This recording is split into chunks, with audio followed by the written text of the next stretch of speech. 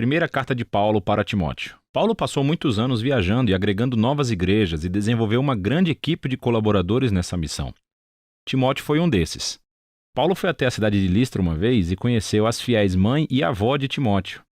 Ele ficou impressionado com a paixão e devoção de Timóteo a Jesus.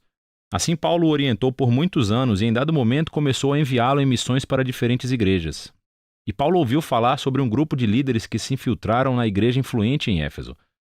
Eles estavam espalhando mensagens errôneas sobre Jesus e o que significa segui-lo. Ele enviou Timóteo para confrontar esses líderes e restaurar a ordem nessa igreja. Depois que Timóteo chegou lá, Paulo enviou essa carta para acompanhar e instruí-lo no cumprimento dessa missão.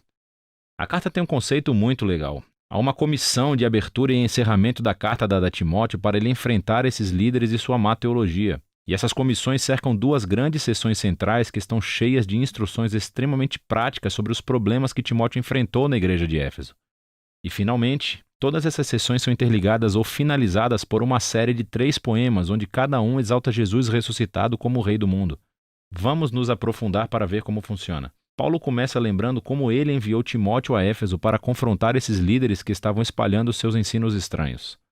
E ele descreve como esses caras são obcecados com a especulação da Torá, especificamente das primeiras histórias e genealogias do livro de Gênesis. E como veremos, eles desenvolveram todo tipo de ensinos estranhos sobre comida, casamento e sexo que não eram consistentes com os ensinamentos de Jesus ou dos apóstolos. Ele até nomeia alguma dessas pessoas, como Alexandre e Himeneu, e descreve como o ensino deles dividiu a igreja e gerou controvérsia. E Paulo diz que esse é realmente o primeiro sinal claro de que o seu ensino é distorcido.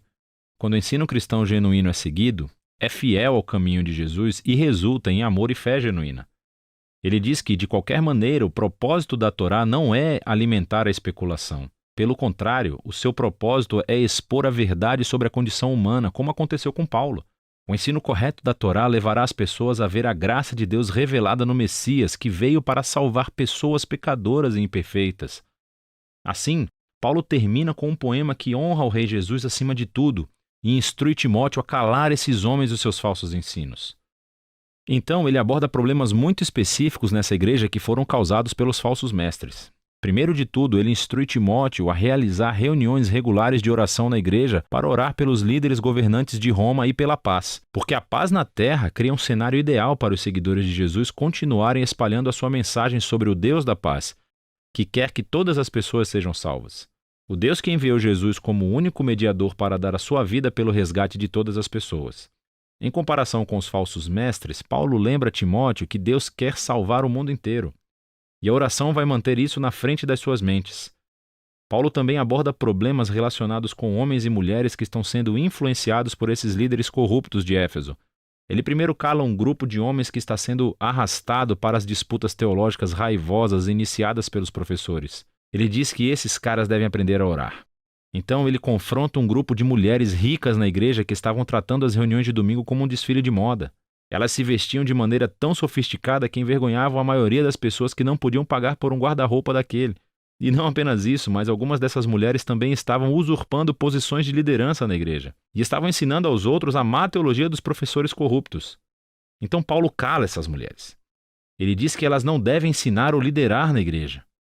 Então ele prossegue para explorar a história de Adão e Eva e a serpente de Gênesis capítulo 3.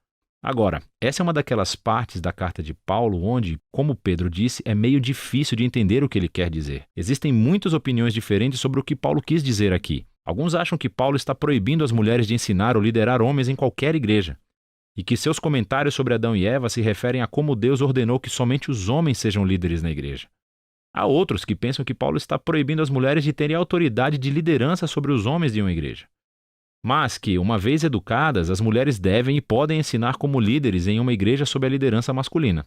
E há ainda outros que pensam que Paulo está proibindo as mulheres somente em Éfeso, e que os seus comentários sobre Adão e Eva são uma comparação de como essas mulheres foram enganadas pelos falsos professores.